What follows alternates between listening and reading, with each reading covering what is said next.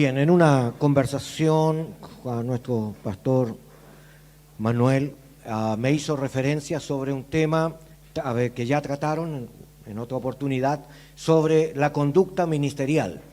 Así que yo quiero tocar otro enfoque del mismo tema, otra manera de entenderlo, y así que vamos a hablar brevemente, voy a hacer un resumen por la hora, de etos ministerial. Etos es la palabra griega para hablar de ética, ¿ya? Y ética es la conducta.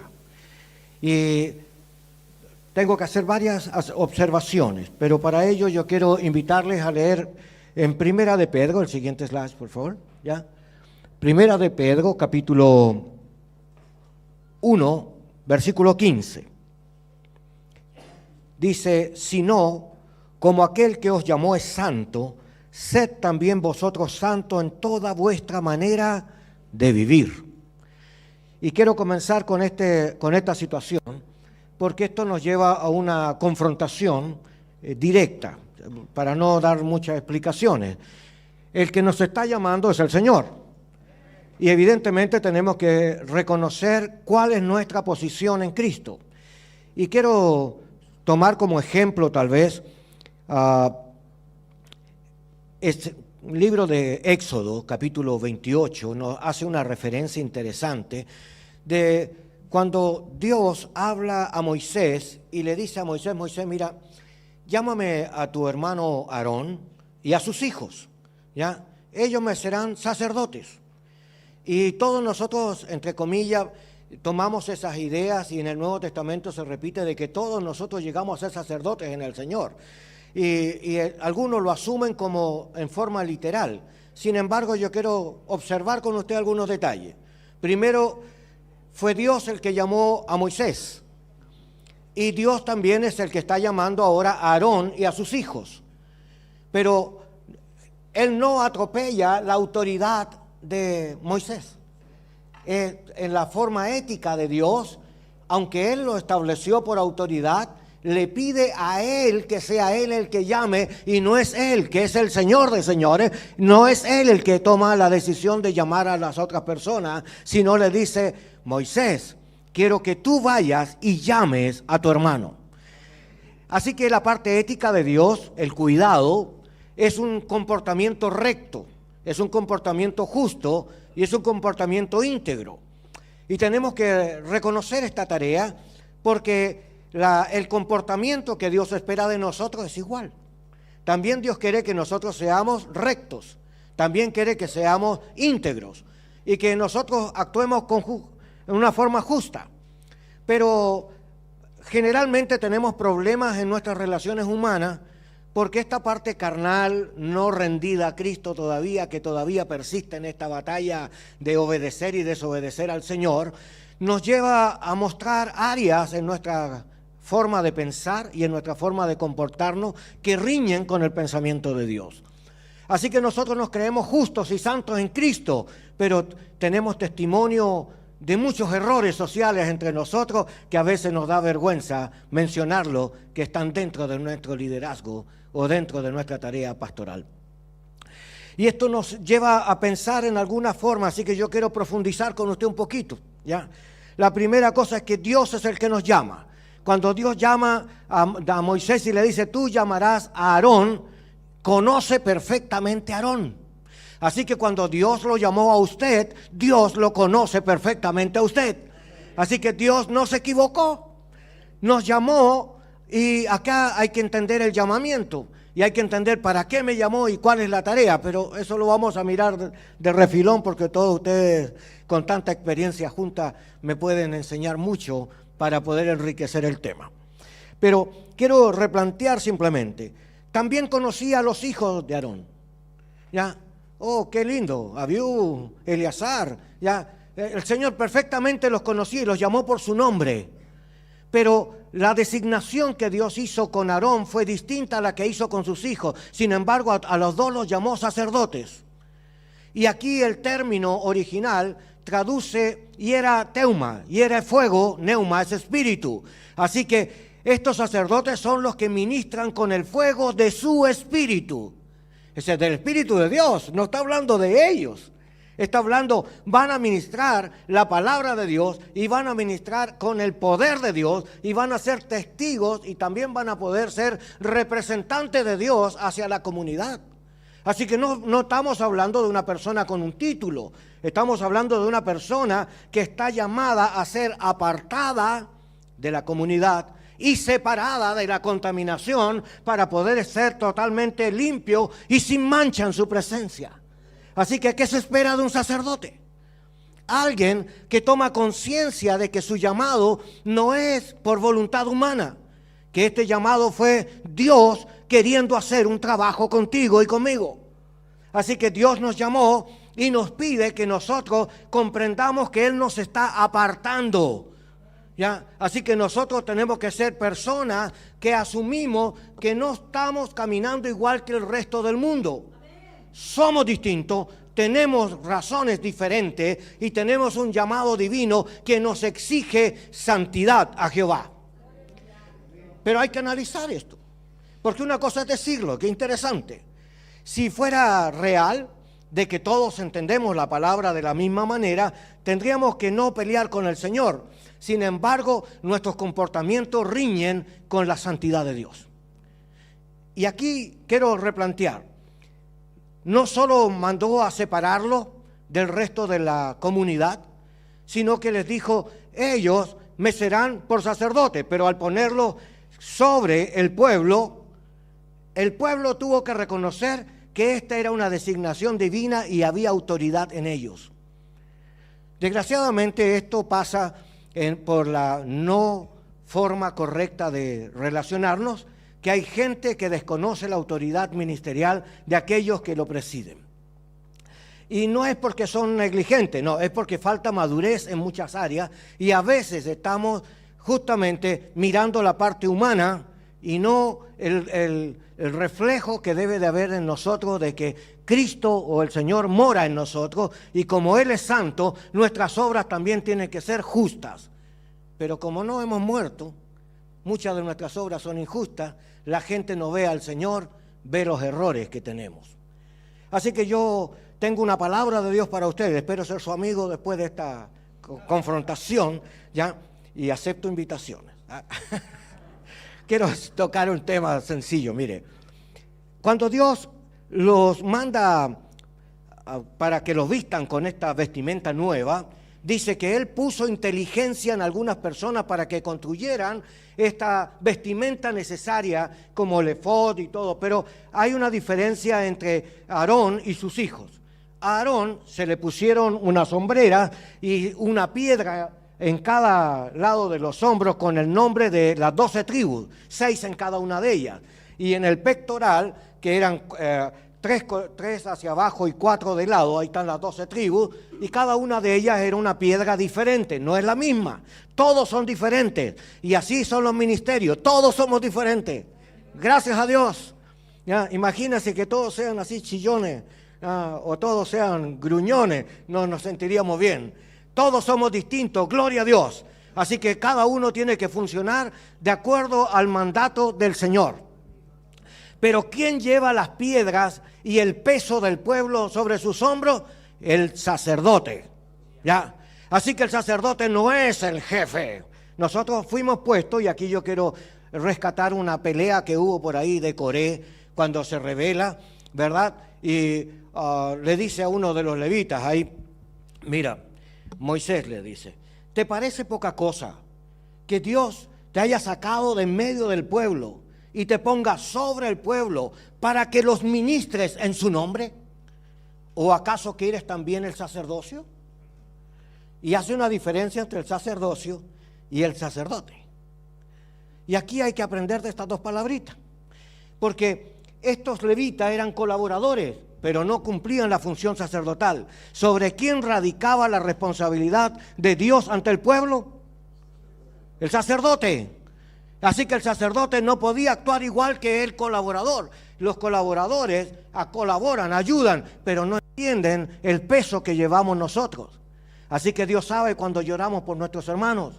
Dios conoce las heridas que tenemos cuando la gente se nos va, O que nos pasa como Demas, un colaborador extraordinariamente cercano a Pablo y en el momento de la mayor crisis se va al mundo.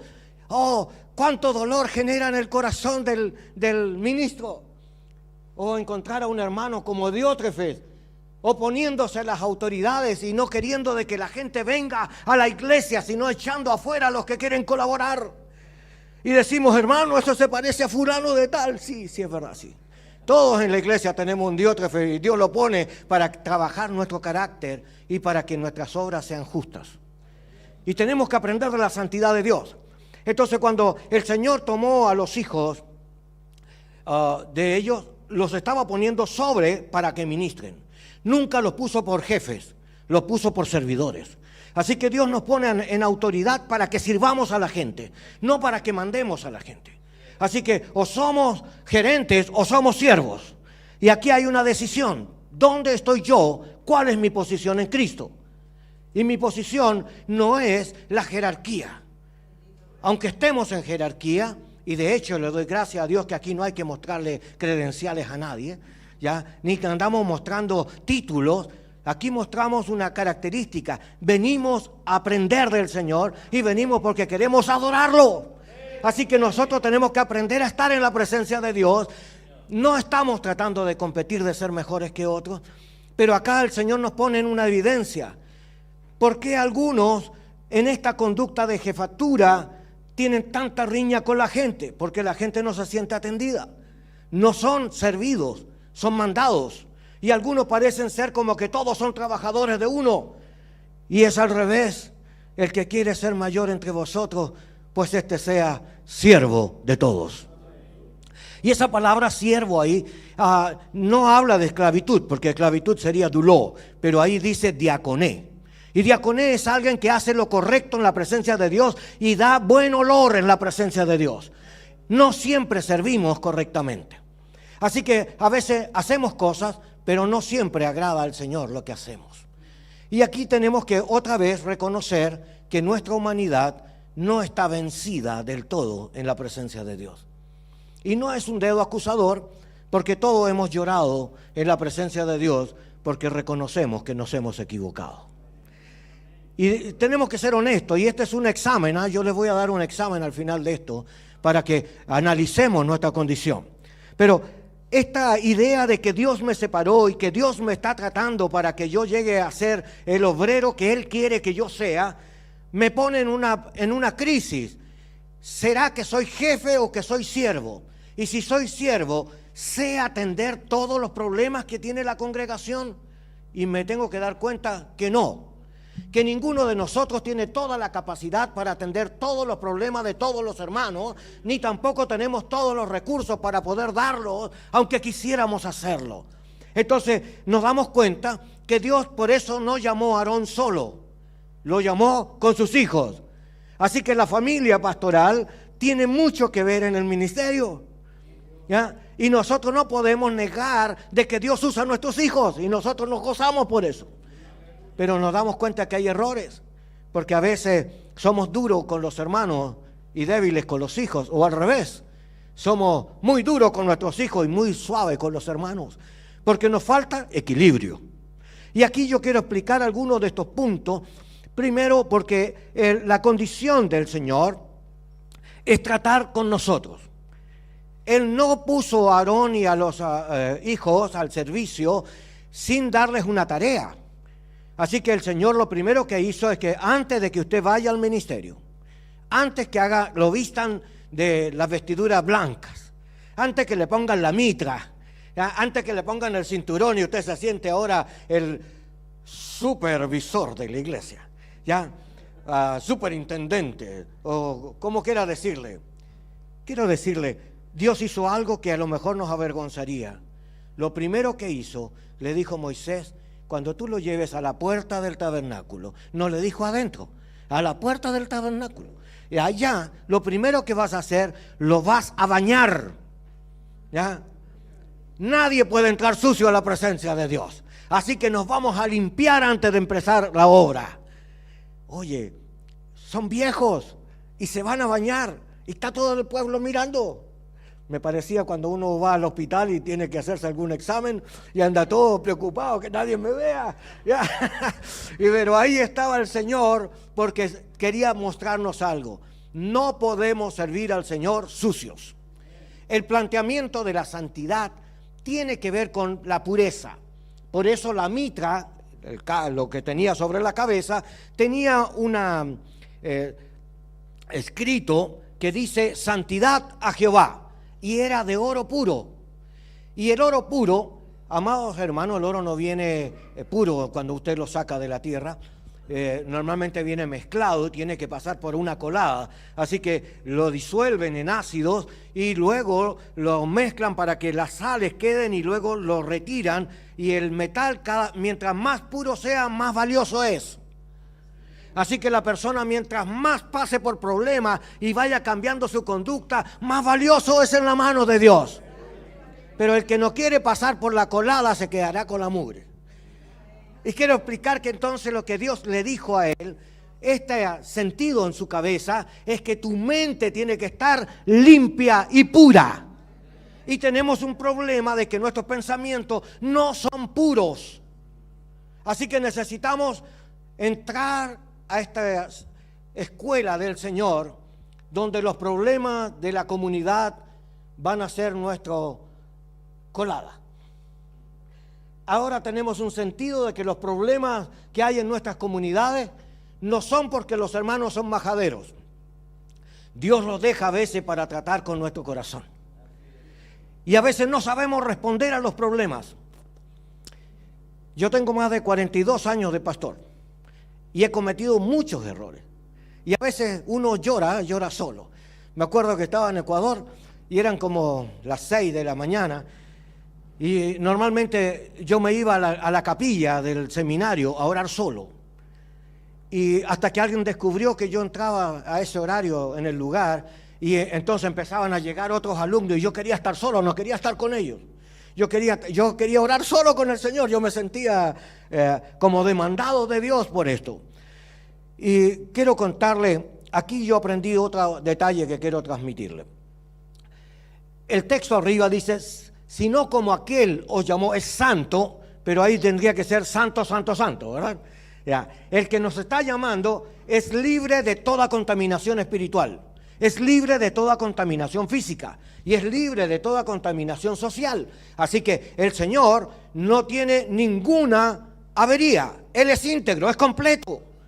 Él tiene el círculo cerrado, pero nosotros no. Nosotros tenemos aún cosas que cambiar, lenguaje que cambiar, cultura que cambiar. Tenemos que negarnos y este proceso de negación que nos corresponde vivir no siempre es agradable. A veces hay que callar la boca y a veces hay que agachar la cabeza.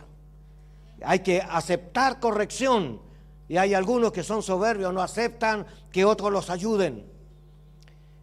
Así que yo quiero compartirle parte de mi tesis de defensa. Porque yo estoy hablando sobre el cuidado pastoral en los procesos de prevención y restauración al ministerio. ¿Y por qué he tomado esto? Porque nuestras conductas ameritan ayuda. Y encontramos faltas.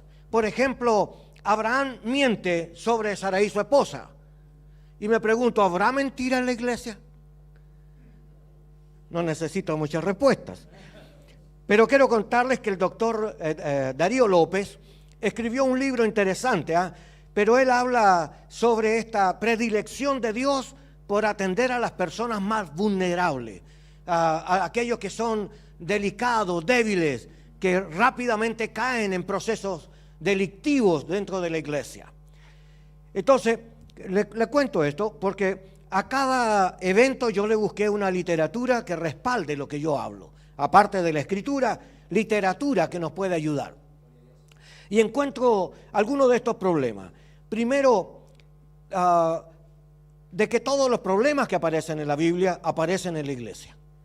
Un ejemplo, hagámosle una sondeadita. Ya. En Número aparece que Moisés golpeó la roca 2 veces enojado. ¡Pum! ¿Se ha enojado alguna vez en el ministerio? Qué bueno que somos honestos porque sí nos hemos enojado. En Génesis 27, Jacob engañó a su padre ¿Habrá algún hermano que haya engañado a otro hermano? Si sigo en 2 de Samuel, David adulteró con Betsabé. ¿Habrá adulterio en la iglesia? Y sigo más allá todavía. En Mateo, Judas traicionó a Jesús. ¿Y habrán personas que nos han traicionado? ¿Se ha sentido alguna vez vacío, desvalorizado, escuchar a sus congéneres, a los que están con usted, murmurando de usted en su propia casa? Yo era copastor de una iglesia con mis padres, que ellos eran los pastores principales, pero era una iglesia grande. Y yo fui copastor. Y hubo un cambio de las autoridades y uno de esos hermanos que venía de Estados Unidos quería ser pastor de esa iglesia, porque era la más grande que había. Entonces empezó a decir que debíamos de salir de la congregación. Y fueron a visitarme a mi casa y me dijeron, mira, vamos a hacer algunos cambios y tú no puedes seguir aquí con nosotros. ¿Ya? O sea, yo era estorbo para ellos. Y yo me sentí frustrado, enojado, molesto, porque lo que yo había hecho durante tanto tiempo y mi deseo era continuar en la obra, y a mí me estaban diciendo, no, tienes que salir ahora. Así que yo tenía dos alternativas, o abría obra o me iba. Y bueno, en esos enojos uno dice tantas tonteras, porque era injusto. No era real, no era posible de que una autoridad, no era un problema con un hermano o alguien abajo de nosotros, era alguien que estaba sobre nosotros y estaba obrando injustamente y ni siquiera había conversado con nosotros. Vino con un hacha directamente a cortarnos. Y me doy cuenta de que no somos íntegros, ni delante de Dios, ni delante de la gente. Por eso era mi quebranto en la presencia de Dios. Porque estaba enojado, estaba molesto. Pensaba que lo estaba haciendo bien, pero después entendí que el Señor quería trabajar conmigo. Lo que Dios estaba haciendo era metiendo su mano en mi corazón. Esa palabra que aparece ahí, hagioi, está hablando de ser apartado. Y yo entendí que Dios me tomó y me sacó aparte para trabajar conmigo. Es como cuando el Señor te llama y te lleva al desierto. ¿Vio que dice que el Espíritu de Dios llevó a Jesucristo al desierto para ser tentado? Oh, el Señor me sacó para aprobarme, pues. Ya, solo que mi corazón no era recto. Yo estaba lleno de ira, de enojo, ya maledicencia, sentía deseo de rebelarme. Quería romper la iglesia. Pero Dios no, es su obra. Pero el Señor trató algo más profundo conmigo. Este apartarme de Dios no era por mi causa, no era yo, era Él. Todo era por Él y para Él sean todas las cosas. Así que Dios estaba trabajando conmigo porque Él tenía planes conmigo que yo no entendía. Pero tenía que entender que separarme tenía propósitos. Y Dios no deja ningún ministro sin que pase por la misma colada. Así que si usted siente que lo están apartando, lo rechazan, es parte del propósito de Dios para que aprenda a entender que la rectitud no es la apariencia pública, es lo que hay en nuestro corazón delante de Dios. ¿Me entiende? Había que quebrarnos. Pero yo entendí que el Señor me quebraba porque yo estaba lleno de soberbia. Así que ese no es un buen camino, hermano. No es bueno sufrir por nuestra propia maldad. La Biblia dice, bienaventurado cuando digan toda clase de males contra vosotros mintiendo. Pero si dicen la verdad, el quebranto que tenemos es necesario a veces para que el Señor pueda trabajar áreas que no hemos rendido a Cristo. Hagión. Pero luego dice, pero también vosotros, ¿verdad? Santos, y usa hagioi. La terminación hoy es plural. Así que no está hablando de una acción, sino de muchas acciones sobre nosotros. Significa de que no somos perfectos por aceptar a Cristo, sino que Dios sigue trabajando con nosotros muchas imperfecciones para que lleguemos a ser santos en su presencia. Así que no somos santos solamente porque hay una palabra distinta entre santidad y santificación. Cambia el contexto. Santo es el estado, la santificación es el proceso. Y todos nosotros estamos en santificación, en procesos. Si fuéramos santos estaríamos a la altura de Cristo. ¿Quién de nosotros está a la altura de Cristo? Así que nos encontramos con una lucha personal. Así que el Señor dio una prueba a Aarón y a los hijos, los mandó a lavar. Hay que limpiarse primero, ¿ya? Y luego fueron vestidos, y después que fueron vestidos, había que consagrarlos. Entonces, ¿qué hizo? Mandó a traer animales, hizo un sacrificio para perdón de pecados de ellos. Es decir, eran ministros, estaban consagrándolos, sin embargo, igual tenían que pedir perdón. Igual dice el Señor en esta hora, aunque estés en el ejercicio, vuelve a mí tu corazón. Y hay que pedir perdón a Dios igual, porque nos hemos equivocado, hemos ofendido a personas, hemos dañado el corazón de otros, hemos robado al Señor diezmos, hemos desviado la administración que Dios nos ha dado. Y aunque nos duela escuchar palabra directa, déjeme explicarle, lo que pasa es que delante de Dios, Él quiere crear un nuevo corazón y una nueva mente, una presencia limpia y sin mancha en su presencia. Así que todos sabemos que hay errores entre nosotros, pero nos tenemos que entregar a los pies del Señor y abandonarlos. Así que el Hagioy es que Dios tiene muchas situaciones en las que sigue tratándonos para estos cambios. Siguiente slide, por favor. Así que yo anoté dos formas distintas. Ya en Éxodo entonces fuimos designados por Dios, usted también fue designado por Dios. Fuimos llamados a su servicio, no a gerenciarlo, sino a servir, ¿ya? Los reyes de los pueblos se enseñorean de ellos, mas entre ustedes no será así. Nosotros seremos servidores, colaboradores. Así que no es que aquí llegó el obispo. No, el obispo es un cargo. Yo soy un colaborador. ¿A cuántas personas estoy sirviendo? ¿A quién le doy ánimo? ¿A quién visito? ¿A cuántos levanto? ¿A cuántas personas bajo mi responsabilidad las llevo a Cristo? ¿A cuántos aconsejo?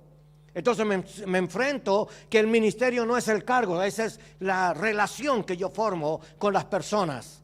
Así que necesito entender, por eso fui separado. No fui separado porque era mejor.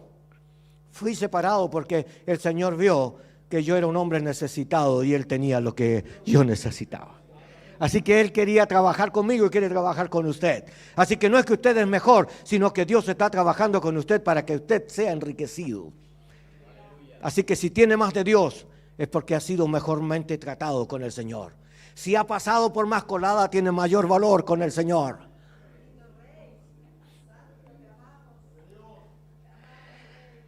Cuando miramos que somos lavados, la sangre de Jesús nos lava y nos limpia de todo pecado, si es que abandonamos el pecado.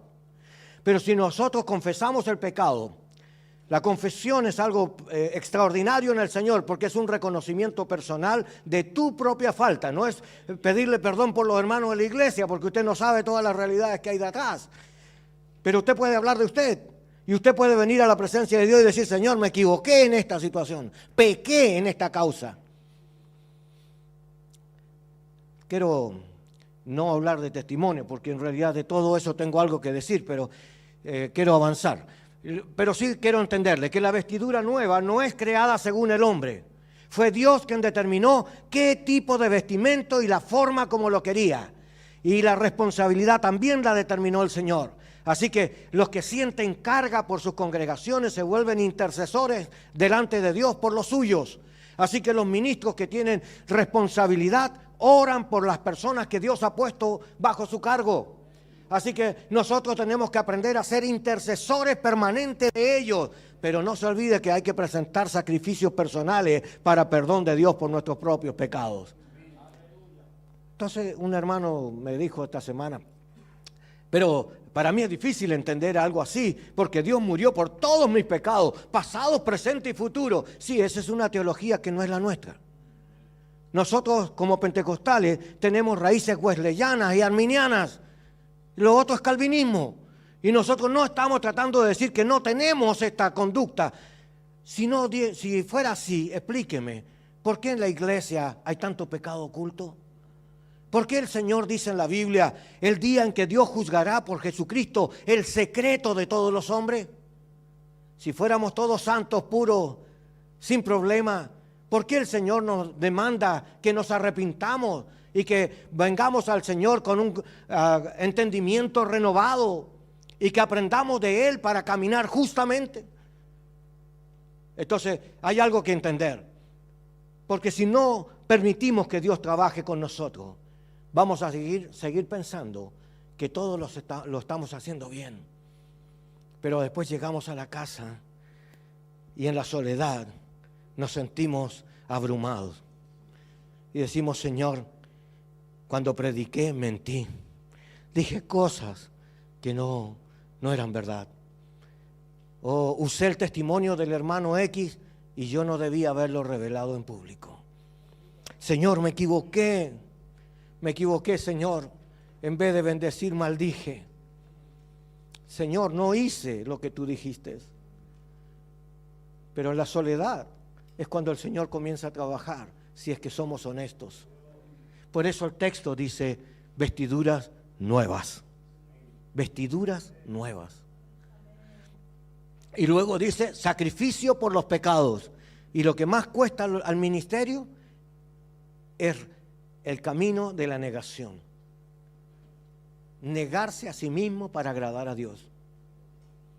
No es el cargo, ni los aplausos, ni los títulos. Sí, yo entiendo que yo he vivido todas esas subidas y bajadas, pero cuando me presento a Dios estoy desnudo. Y Él sabe mi sentir, conoce mis pensamientos, conoce mi entrar y mi salir, conoce mis palabras aún antes que estén en mi boca, ya las conoce. Él sabe las intenciones del corazón. Estaba con un ministro ayer y me decía, mira, fulano de tal, que es un líder prominente de esa iglesia, cometió adulterio con fulana de tal. ¿Qué hago? Dije yo, mira, varias cosas se pueden hacer. La primera cosa, el Señor nos mandó a eliminar a la gente o a salvar a la gente. A salvar. Así que vamos a producir un caminar conjunto como lo hizo Jesús cuando vino a estos hombres de Emaús, ¿verdad? Que venían desorientados, que venían confundidos, hablando el mal, pero el Señor dice que vino y caminó con ellos por el camino. Así que vamos a producir un proceso de caminar junto con ellos para salvarlo. Así que, ¿qué vamos a hacer? Vamos a hacer un programa de restauración. La primera cosa que se rompió cuando ellos aceptaron el mal fue la relación con Dios.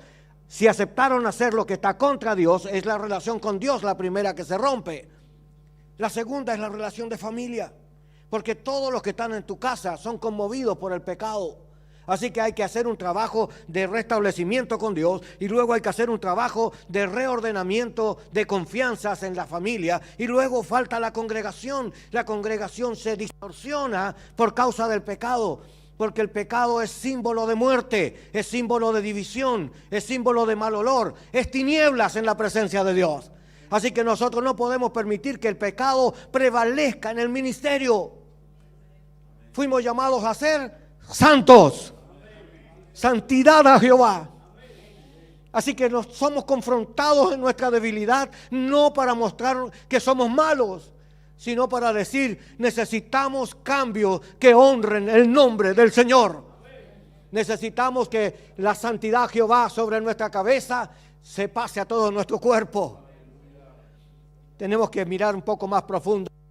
Así que la palabra final es consagrados. Hay un texto en el libro de Romanos, capítulo 1, versículo 1. Usted puede abrirlo. ¿Ya? Pablo, siervo de Jesucristo, ¿ya? Ese esclavo, ¿ya? Doulo, Cristo Jesús. Doulo es esclavitud de Cristo Jesús. No es esclavitud al pecado, no es esclavitud a la iglesia, no es esclavitud al obispo, es esclavitud a Cristo. Somos servidores y seguidores de Cristo y nuestra sujeción es a Él. Ahora tengo que pensar cuando dice apartado y separado para el Evangelio de Dios. Esto es lo que nos corresponde a nosotros. Somos llamados a ser apartados y separados voluntariamente. El Señor nos elige, pero nosotros nos apartamos de la contaminación para ser enteramente de Él. ¿Cómo puedo representar a un Dios santo estando en inmundicia? ¿Cómo puedo mostrar que yo soy el representante del Dios santo, santo, santo, sin contaminación? Y la gente opina y habla mal de nosotros. En vez de dar testimonio de que somos siervos de Cristo, la gente dice, allá va esa sinvergüenza. No podemos permitir que esto siga creciendo porque el diablo trabaja para la destrucción del ministerio. Pero nosotros trabajamos para mostrar a un Dios limpio, sin mancha, sin arruga ante la humanidad. Necesitamos cambiar nuestra mentalidad. Así que Dios nos está confrontando. Quiero mirar ideas. La siguiente, por favor. 3 palabras. Entendamos la santidad así, refilón, de mirada rápida. ¿Ya? La primera cosa es que el título aparece ahí en Éxodo 28:36, lo que está sobre la mitra, que dice santidad a Jehová. Luego dice, apartándose voluntariamente del pecado, cuya separación indica mayor pureza moral. ¿Ya? Entonces, la pureza moral es un problema que hay que analizarlo. Hay un librito que, si usted quiere leerlo por ahí, se llama Pablo y Séneca.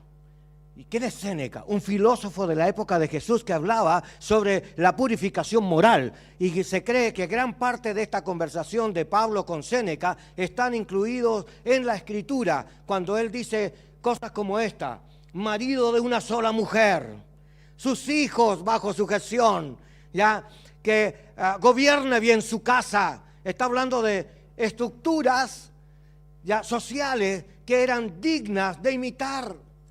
Apartado de todo mal, vencer el mal con el bien. O sea que Pablo no es que a él se le inventó. Pablo también fue influenciado por la filosofía de su época. Así que es una linda experiencia observar eso. Pero en Primera de Pedro otra vez nos dice, sino como aquel que os llamó es santo, sed vosotros santos en toda vuestra manera de vivir. Y ahí dice anastrofe, ¿ya? Ese anastrofe final, toda manera de vivir, no es toda la manera de vivir a tu manera, no es así. Tienes que ser santo en toda la manera de vivir que Dios te propone. Y esa manera de vivir es rectitud, esa manera de vivir es honestidad, es hablar verdad. Esa manera de santidad tiene que ver con hacer lo correcto.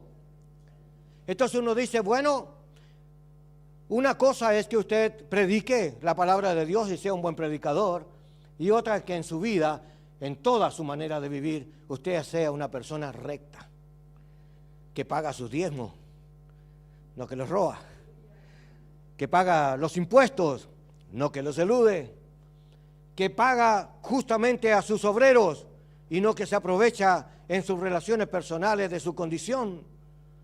Ser honesto no es una condición muy agradable. Tienes que decir las cosas como son. Tienes que hablar verdad en sí mismo. No puedes cambiarlo para acomodarlo. No puedes eliminar una parte para solo decir lo que te conviene. Aunque sea en daño propio, no por eso cambia. Así que tengo que aprender más Biblia y menos razonamientos humanos. Así que anastrofe pone en evidencia que nuestro comportamiento tiene que ser en rectitud.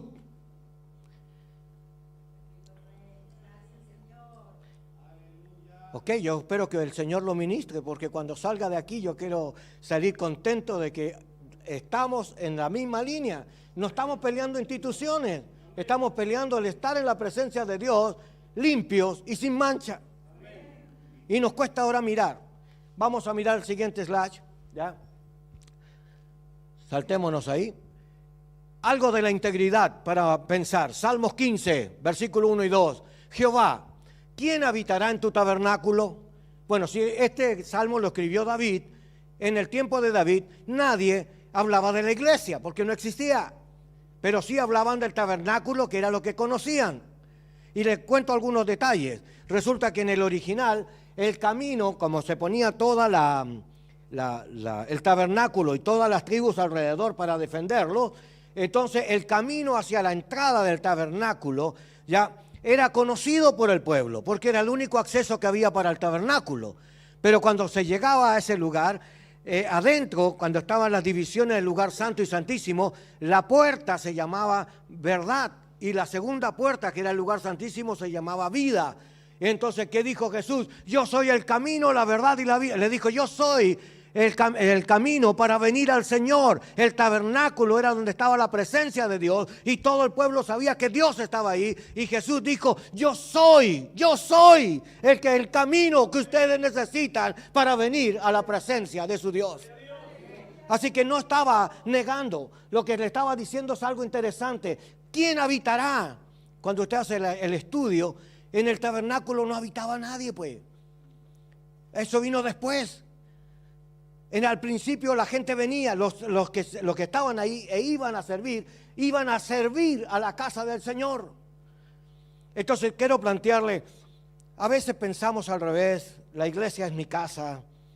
Y yo cometí el error de vivir 10 años en una casa pastoral dentro del templo y la gente entraba como que si fuera en su casa y perdía la privacidad y a veces llegaban con visitas. Yo traje unos hermanos, vamos a tomar tecito acá, y no sabían si yo tenía o no tenía para servir y me vi atropellado muchas veces por la imprudencia y por no conocer los límites que yo mismo tenía que poner.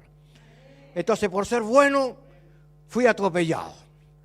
Y le quiero decir, aquí hay una situación, pero en el tabernáculo original no había gente viviendo en el tabernáculo. Venían a servir al tabernáculo. Y algo que tenemos que aprender, como los hijos de Aarón y sus familias tenían derecho, porque de la descendencia de Aarón venían todos los sacerdotes, ya no los levitas, los sacerdotes venían de esa causa. Estos eran separados en turnos y entonces cada uno servía según el turno que le correspondía. Y a veces había que prepararse para venir a la presencia de Dios. Acuérdese que tenía que hacer sacrificio para pedir perdón por sí mismo y por los suyos antes que ministrar al pueblo.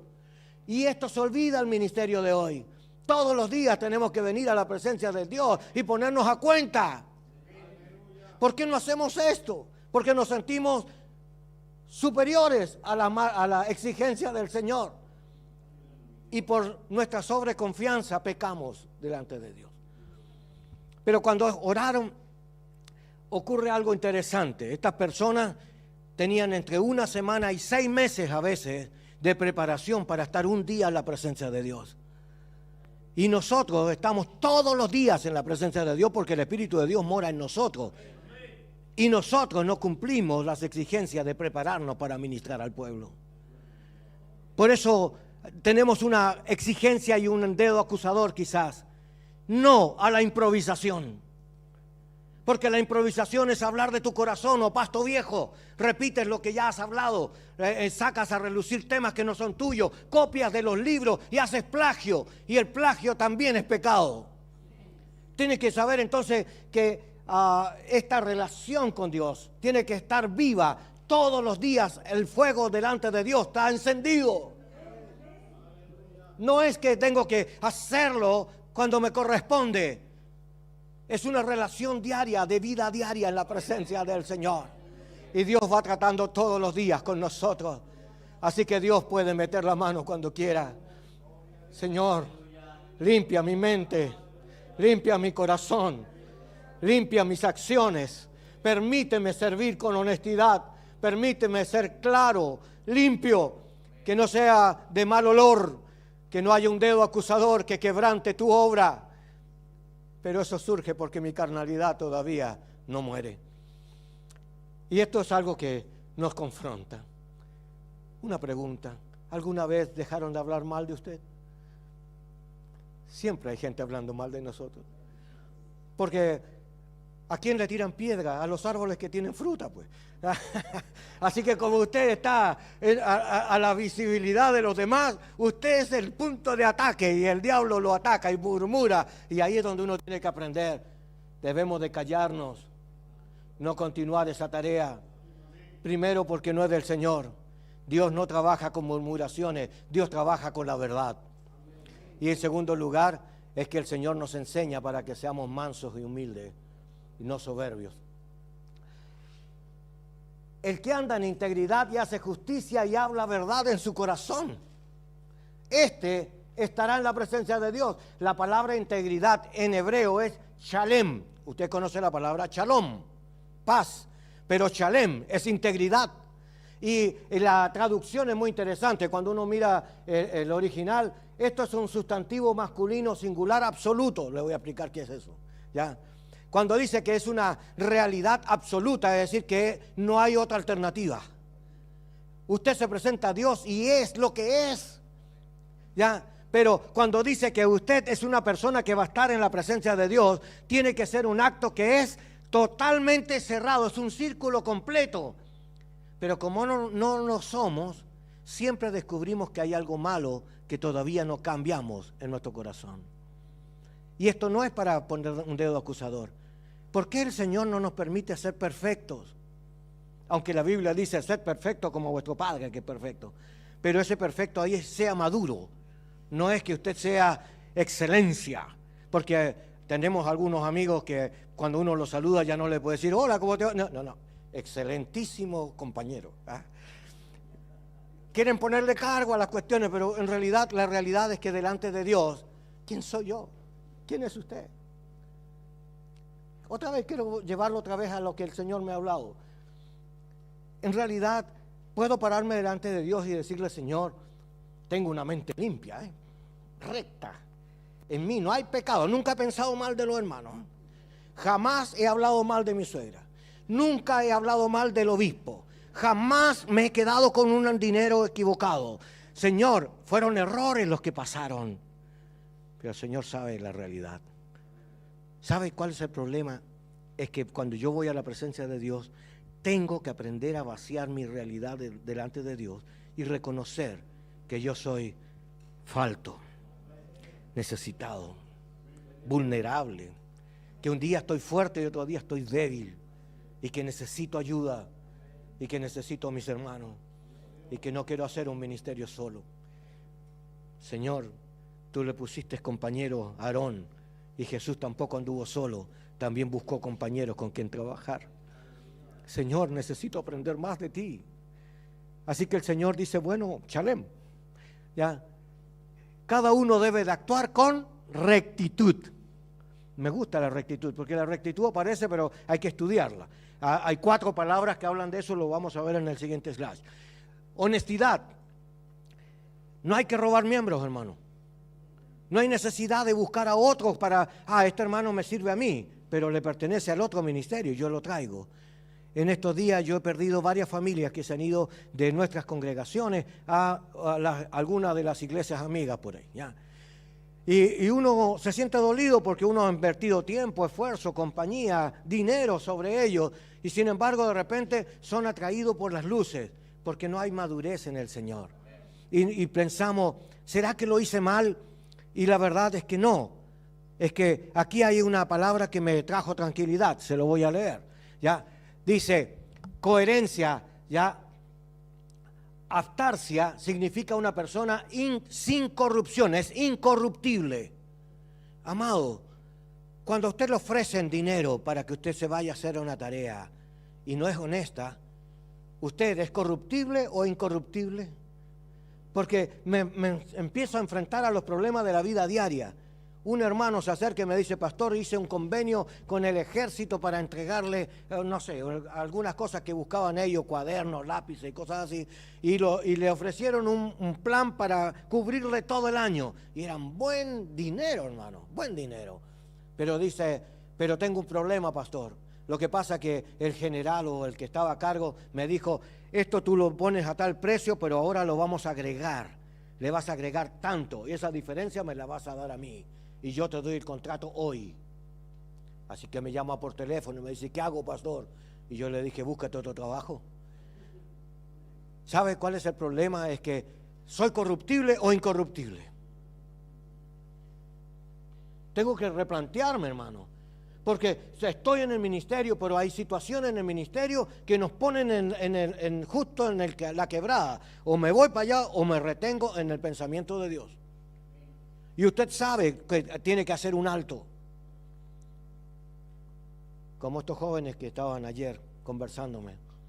del adulterio. Me dice, pastor, es que se dio. No, no se dio. Tú cediste ante la situación. Es distinto. No es Dios el culpable. Eres tú quien está tomando la decisión. Así que ser corrupto o incorrupto va a determinar qué tipo de cristianos somos. Y aquí están las dos palabritas, ¿ya? La primera es artasia, que tiene que ver con incorrupción, libre de mancha, ¿ya? Y el antónimo es deshonestidad, corruptible, y es diastora. Entonces, la palabra aparece en los dos lados. Entonces, si soy corruptible, soy deshonesto. No quiero acusarlo, ni acusarme, pero ¿hemos cruzado esa pared alguna vez? ¿Pasamos por esa puerta? Porque si somos honestos delante de Dios, ¿por qué entonces aceptamos ser deshonestos con nuestros hermanos, o con nuestra esposa, o con nuestras administraciones? ¿Por qué? ¿Porque no conocemos al Dios vivo? ¿O porque no hemos estado en su presencia? Entonces quiero recordar en alguna forma lo que dice Samuel Chance. Dice, el grave problema que tenemos es que nosotros hemos generado expectativas muy altas a la realidad que tenemos. Entonces esperamos tanto del Señor, pero cuando nos exigen no estamos maduros para cumplirlo. Y entonces por causa de esa diferencia en nuestras expectativas, nuestros problemas son cada vez más grandes.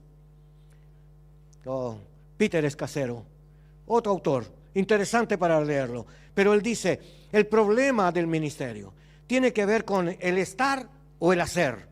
Y hemos visto que los pastores que caen en faltas delante de las instituciones o en el ministerio son personas que acusan estar sumamente ocupados en el ministerio, pero han estado poco tiempo en la presencia de Dios. Y han preferido las luces y los aplausos y no la humillación y el permitir que Dios meta la mano y nos corrija. Pero cuando nosotros nos metemos con el Señor, el hacer es natural. Como Dios tiene pasión por las personas, Dios también pone la pasión en nosotros. Y el estar con Él produce que tú ames y quieras hacer algo por la gente. Pero si te metes a hacer las cosas y no estás lleno del Espíritu, estás rompiendo la normativa de Jesús, que dijo, no vayáis, no salgan de Jerusalén hasta que no sean investidos del poder del Espíritu Santo. Y entonces me serán testigos. Así que el hacer o el estar es una realidad del ministerio que tenemos que responderle a Dios. Y si nosotros somos sus siervos, y digo somos, porque todos tenemos que aprender a estar más tiempo con Dios que con la gente. Y aunque nos duela un problema del ministerio en su debilidad, es el poco tiempo que dedicamos a reflexionar con Él. Somos buenos para actuar con nuestra mente y con nuestras habilidades naturales, y no le hemos dicho, Señor, si tú quieres, que así sea.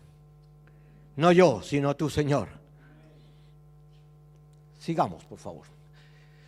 Integritas en latín significa entero, totalidad, ¿ya? Es el sinónimo de esta palabra. Tenemos que ser enteros, verdaderos, a eso se refiere. No mentirosos, no hipócritas, no desleales, no con doble ánimo. No somos como el mundo. El mundo vibra y habla de esto y se goza de esto. Pero nosotros delante de Dios, cada una de estas faltas nos debe de llenar de vergüenza. Tenemos que presentarnos y decirle, Señor, ¿cómo te pido perdón por lo que hemos hecho? ¿Sabe? Ser honesto con el Señor tiene un valor intrínseco que te lleva a la santidad. La santidad no es que Cristo esté en tu corazón. La santidad es cómo tú vives con Cristo la vida nueva. Formar a Cristo es algo interesante, porque Cristo está pensando en nosotros, por eso dio su vida. Y cuando el Señor nos lleva a nosotros a pensar como Él, nosotros también estamos dispuestos a dar nuestra vida en rescate por muchos, porque estamos pensando como Él. Oh, ¿cuánto de Cristo hay en nosotros? ¿Da? Siguiente slash, por favor. El que sigue. Hagamos un breve examen, así chiquitito. Mire, en la psicología y en la estructura mental se dice que la integridad puede darse fuertemente en 7 acciones.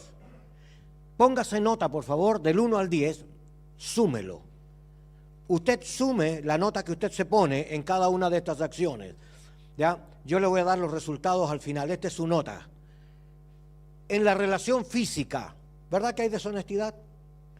Dijo este hermano, pastor, es que la hermana me atrae. ¿Ya?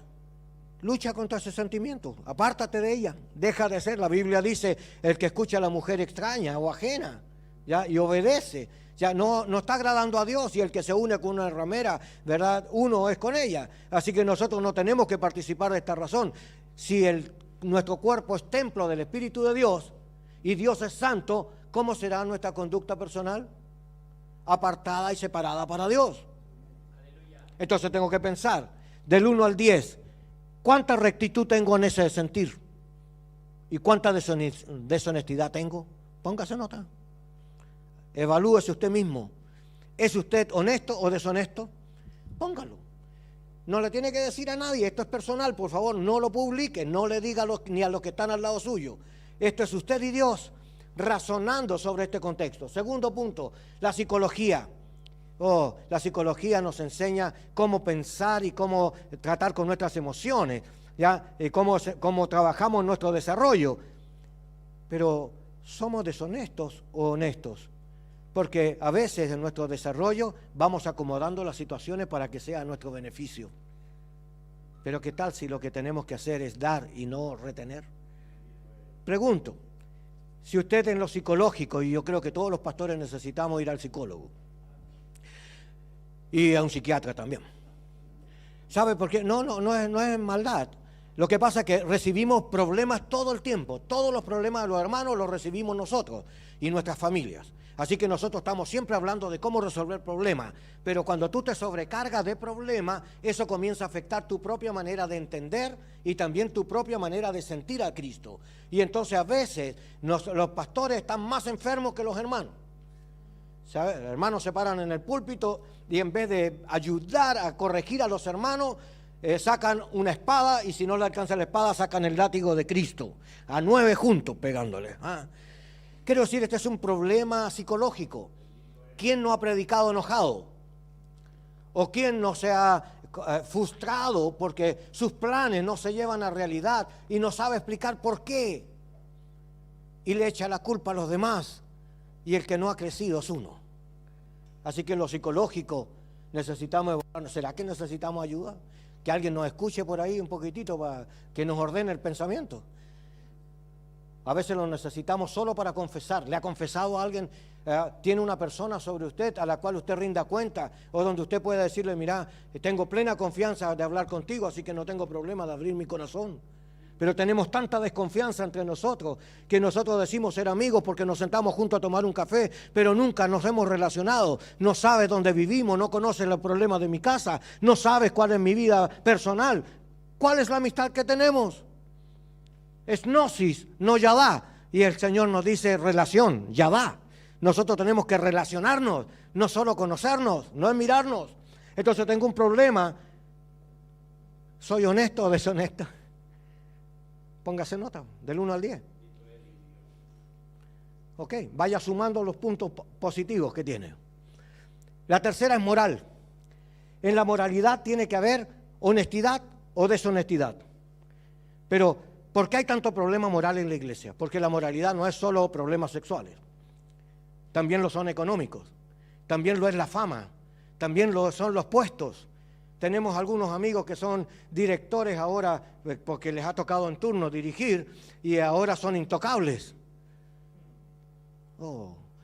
Hasta la voz le cambió a alguno. Sí, pues, sí, decimos que no, pero es así. Pero ¿qué pasa cuando nosotros estamos en autoridad y nos sacan de la autoridad y volvemos a la realidad local con la gente? Y ahí tenemos un problema. ¿Quién de nosotros no ha hablado nunca mal de ningún hermano o de algún otro pastor? La doctora Weismayer decía que estaba muy consternada ella porque en su iglesia había un músico muy importante, no les digo el nombre, pero es una persona conocida mundialmente. En su iglesia estaba este hombre y este hombre había caído en adulterio. Entonces los hermanos estaban todos discutiendo ahí y diciendo, a este hombre no hay que recibirlo nunca más en la iglesia. Y el otro decía, esto no tiene perdón de Dios. Otro decía, oh, en realidad yo lo presentía porque hace tiempo que lo veo solo y no con su esposa. Y todos tenían puntos negativos. Y ella dijo, Señor, ¿que acaso no hay ni un siervo tuyo que tenga misericordia? ¿Qué somos? ¿Judiciales o somos restauradores? La moralidad, hermanos, también nos pone a prueba. Bueno, yo puedo contar, porque yo como trabajo en restauración, estoy siempre tocando temas de personas que están en crisis. Entonces, te puedo decir, hay muchas cosas que tienen que ser entregadas al Señor y muchas cosas ocultas, hermano. Pecaminosidades que la gente no las confiesa porque son autoridades y si lo hacen traerían mucho dolor a la iglesia. Entonces, en vez de hablarlo, lo callan. Pero Dios sabe todo. Y Dios propone hoy, escuche bien, hoy, que nosotros nos limpiemos en la presencia del Señor. ¿No? Que no dejemos las cosas para después, ni para el próximo mes, o al siguiente predicador. No, Dios nos está confrontando para mostrarnos de que Él está consciente de las realidades que tenemos, pero Él quiere cambiarnos. Póngase nota en la moral. En lo personal, el ego, ¿se ha dado cuenta? Como les decía yo, era amigo de muchos años que ahora es una autoridad, y entonces yo fui a hablar y dije, un momento, ahora soy el obispo. Entonces yo tenía que cambiar. ¿Cómo voy a cambiar? Si ha sido un amigo toda la vida y ahora no puedo hablarle de la misma forma. Que no se nos suban los humos. Ningún cargo quita mi relación con Dios. Y los cargos son temporales. Empezamos y terminamos. Otros lo tomarán. Así que no estamos luchando por cargo. Estamos luchando por presentarnos a Dios sin manchas. Señor, endereza mis pensamientos, endereza mi conducta. ¿Ya? Así que póngase nota en lo personal. En lo académico también. Ayer una persona entró a la iglesia y me pidió que por favor orara por ella. Era una hija, la mamá y una hija. Y venían de otra iglesia.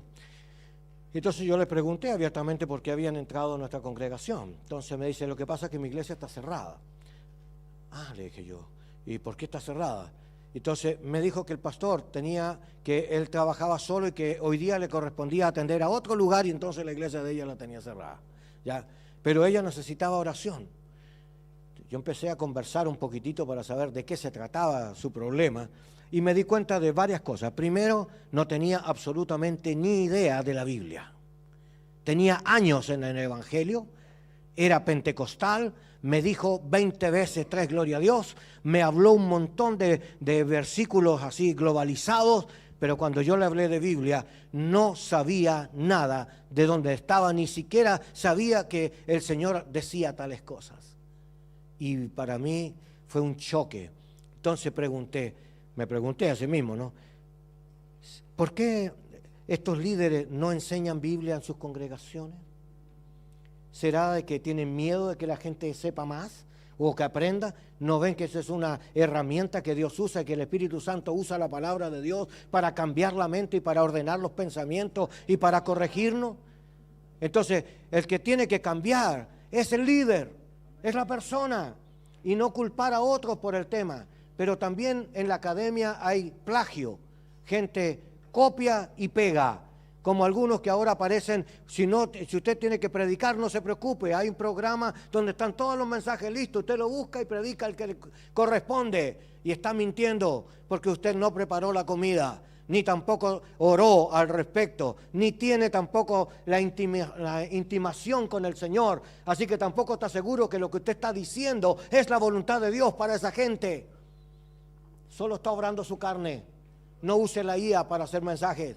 Métase en la palabra de Dios, intime con el Señor, busque, indague, escudriñe, analice y permita que el Espíritu de Dios impacte su corazón y le enseñe para que cuando usted hable con autoridad delante de la gente, usted sepa que es el Espíritu de Dios quien está ministrando a los que el Señor ha propuesto y no es usted hablando para que su ego se eleve otra vez y piense que usted es súper porque ha copiado.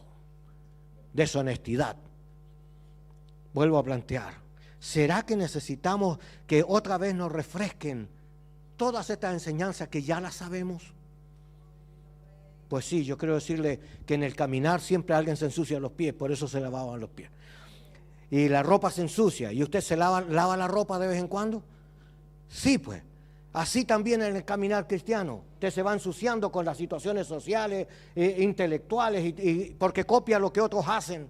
Porque hay uno que grita allá y le resulta, el otro comienza a gritar acá a ver si le pasa lo mismo. Y no tiene identidad con el Señor. Tengo que plantearle sensibilidades, pero bueno, vamos a mirar. La academia, mi hermano, ¿ha copiado alguna vez? ¿Qué tal si somos honestos?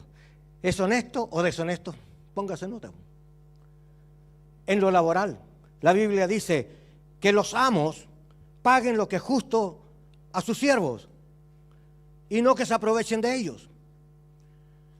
¿Le pagamos correctamente a los hermanos o nos aprovechamos de ellos? Yo fui a visitar un pastor amigo y de repente me dice, mira, necesito limpiar, arreglar esto y no sé, pero le voy a pedir ayuda a todos los hermanos que vengan. ¿Ya? Y le dije yo, buena idea si tú los incluyes, pero eso tiene un costo y los hermanos van a estar grandes horas en el lugar. ¿Tienes algo preparado para darle? Uy, no había pensado en eso, solo pensó en buscar a los hermanos. Y yo le dije, tienes que pensar en el grado completo. Todos los que van a venir tienen un traslado, todos ellos van a estar todo el día trabajando. ¿Tienen comida para ese día? ¿Te preocupaste de mantener la integridad? ¿Sabe? Nos aprovechamos. Aunque decimos que no, nos aprovechamos. Así que en lo laboral, mi hermano, sea honesto. Pague lo que tenga que pagar. ¿Ya? ¿Honesto o deshonesto? Póngase nota, pues, del 1 al 10. ¿Ya? Y en lo religioso, sí, tenemos problemas en lo religioso. ¿Cuál es el problema? Roban miembros, copian mensajes, ¿ya? Tratan de imponer ideas como que la mía es mejor que la de los demás y no entendemos que todo el cuerpo tiene muchos órganos y que Dios lo usa cada uno como Él quiere y que no es, yo no tengo la panacea, yo no soy el centro, Cristo es el centro y yo no tengo la totalidad de la verdad, tengo una parte, usted tiene la otra y el otro y entre todos formamos el cuerpo completo, así que nadie se tiene que sentir superior sobre los demás. ¿Y en lo religioso necesitamos ser honestos o deshonestos? Bueno, no voy a sacar a relucir los deshonestos que hay. Ya. Solo concluir. Ya, hagamos el final de esto. Saltémonos a la siguiente slash y terminamos. Esto no lo voy a explicar, lo voy a decir abierto nomás. El siguiente slash, hermano, por favor. Rectitud pentecostal. 4 palabritas pentecostales de la historia del pentecostalismo que nos hablan de esta rectitud. ¿Te acuerdas? La primera es ortodoxia. Orto, rectitud. Doxia, de la palabra de Dios. Cuando tu pensamiento y lo que Dios dice es lo mismo, entonces tú estás en rectitud con el Señor. Pero si tú tomas la palabra y la interpretas a tu manera sin llevarla a la Escritura, cometes error porque tú hablas lo que quieres y no lo que Dios quiere. Así que nuestra tarea es ordenar nuestros pensamientos conforme a las Escrituras. ¿Cómo se llama eso? Ortodoxia. Ya. Segunda palabra, ortopatía. ¿Ya? Es el correcto sentir y el sufrir por el Evangelio. Estoy de acuerdo en que el Señor va a tratar conmigo y que en nuestra diferencia a veces Dios va a meter la mano y voy a sufrir. Pero voy a sufrir entendiendo que es Dios que está corrigiéndome y animándome. Y no que voy a sufrir por causa de mi propio pecado. ¿Ya? Entonces estoy dispuesto a sufrir correctamente el Evangelio. Lo siento como corresponde. ¿Ya? Y entonces ahí va a entender a muchas personas que llegaron en el tiempo de la persecución de la iglesia, que no tuvieron ningún problema cuando le dijeron, si no niegas tu fe, morirás. Y ellos dijeron, si el Señor ha sido conmigo hasta hoy, con Él estaré en la eternidad. ¡Bah! Lo despedazaban.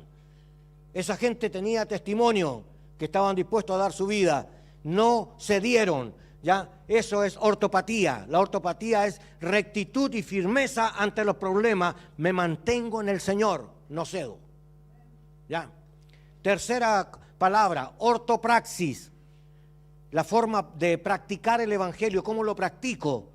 Y déjeme decir, hay cosas que no son correctas en las prácticas de la iglesia, ¿ya?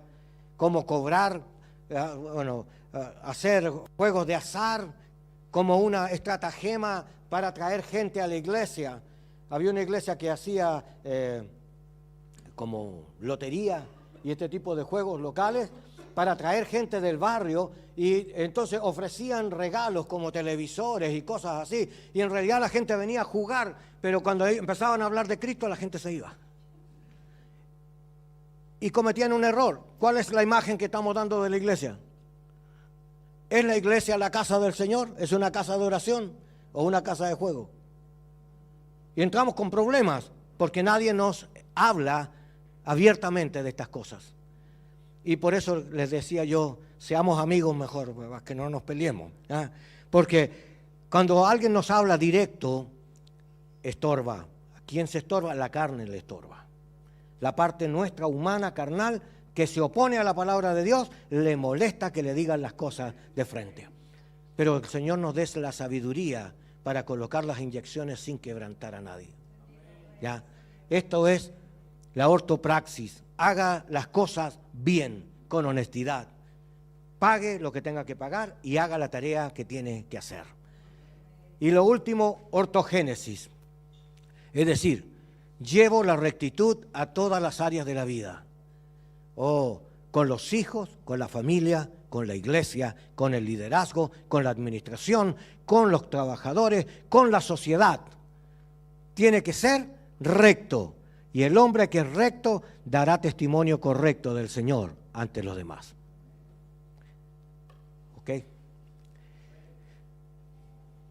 Una cosa demanda el Señor: santidad a Jehová. Oremos.